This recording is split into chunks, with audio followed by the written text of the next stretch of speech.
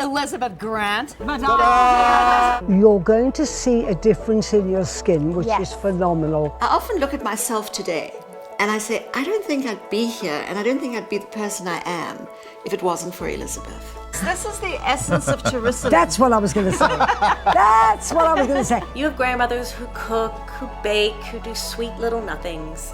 And that was the total opposite of my grams. Mother Nature's there to give you lines and give you wrinkles, and I'm there to see that it doesn't happen. I love this picture.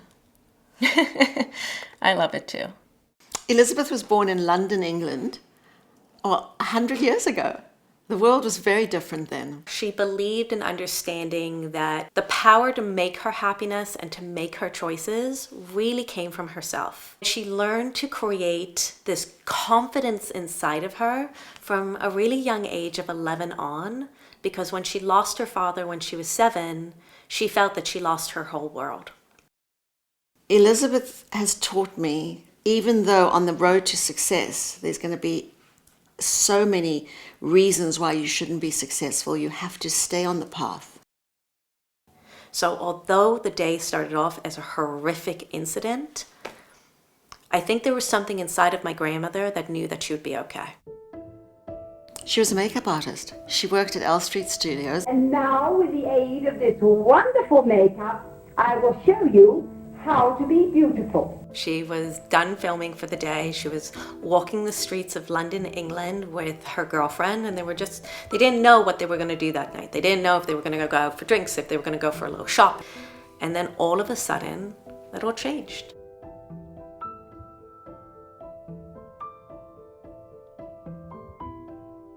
A V-2 rocket came and exploded in a street close to her. She said you used to hear a noise, and then when it stopped, you stopped hearing a noise, you knew that it was going to fall. We were bombed day after day, and one dropped on the street parallel to where I was walking. She always describes it, she says, almost like slow motion. My grandmother never felt that she was pretty enough for anything. So when she felt that she was gorgeous, when she had those moments of feeling like a head turner, and because she was, and that was taken away from her, her whole new identity and confidence that she had was gone. When the ambulance came, they started saying to her, you know, I'm sorry, you're going to be scarred. And she said for the first time in her life, she started hiding. You know, she'd go out with a big hat and dark glasses. It must have been the most frightening time. It was really difficult for my grandmother. She went into a very dark, sad place. To be told by the doctor when he removed all the glass that I would be scarred was devastating to me. I was devastated. It changed my personality completely.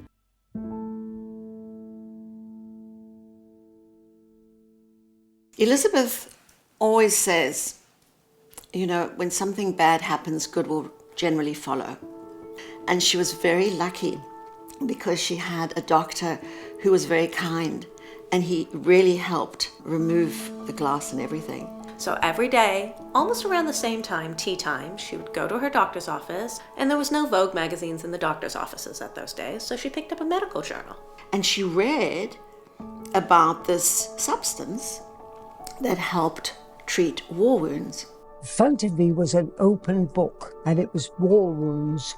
War wounds? That's me. She knew she had to scribble down the name of this product that she saw. So she wrote it down. And the doctor came in and he said, "What are you doing?" And she said, "Well, I'm just paging through this." He said, "Well, you wouldn't understand it in any case, dear." Yeah, closed it. There's nothing you can do for your skin. And Elizabeth went to a friend of hers who was a chemist. She said, "Have you heard about it?" He said, "Yeah, I have." She said, "Can you make it for me?" He said, "Oh, don't talk rubbish." Anyway, he made it for me. He gave me this serum. I started using it, and it started to heal. And that became the very first sample of what we now know today as the essence of Jerusalem. And she got the main kiosk, the biggest kiosk in Selfridges, with the 2 main window dressings with her face on it. She was visiting her sister at the time in South Africa, and she saw this handsome, stunning, charismatic man, and she fell in love. And she uprooted her whole life to chase her greatest love story. She was head over heels in love with my grandfather, Sidney. My grandmother always used to say that there was not a night on the town that they were either not being entertained or not entertaining. And they always dressed to the nines, regardless of if they had plans, because they knew they would find them. She was so in love with him. It was only after her husband died that we said, come to Canada, come be with us. You know, the first few years before Graham's moved to Canada, this was one of her first visits. Yeah. My late father and his brother, my uncle, called my grandmother and said, "Mom, it's enough of you being alone in South Africa. Come here. You'll be with your family." She's okay. In 1994, she came over officially, and she was able to start her life here with all of us again.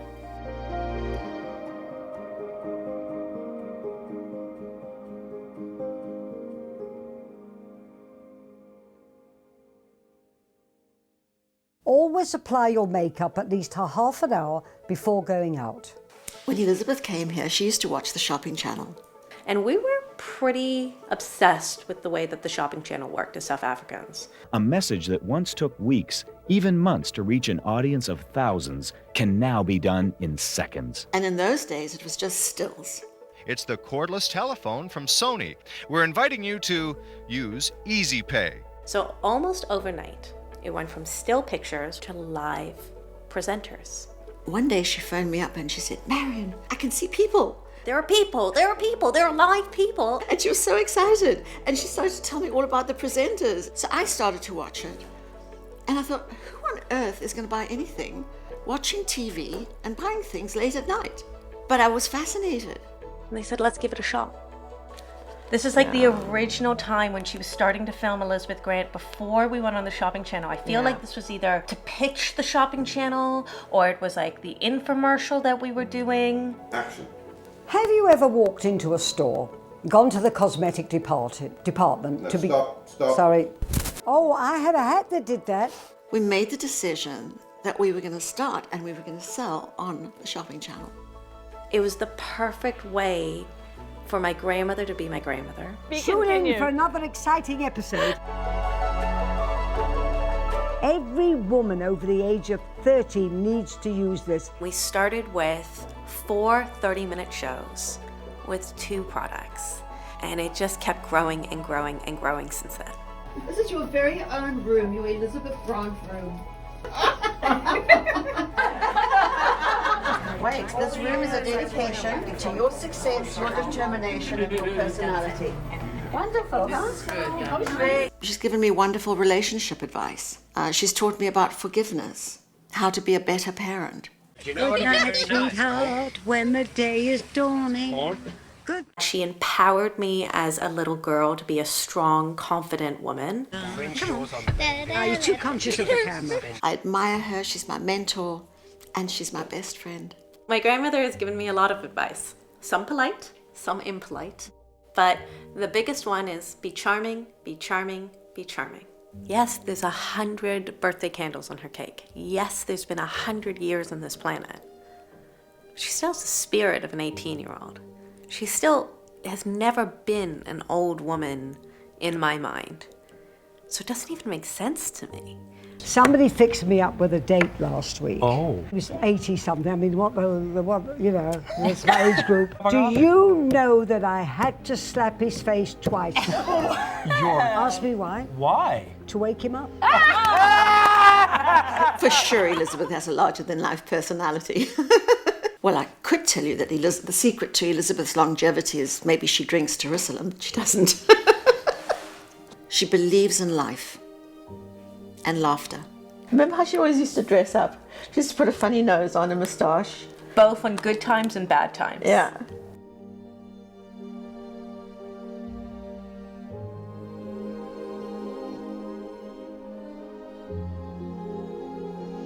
I just want to say thank you to my Jerusalem family. You give me that reason to get up every single day. Bless you, all of you. I love you very much. Bye-bye.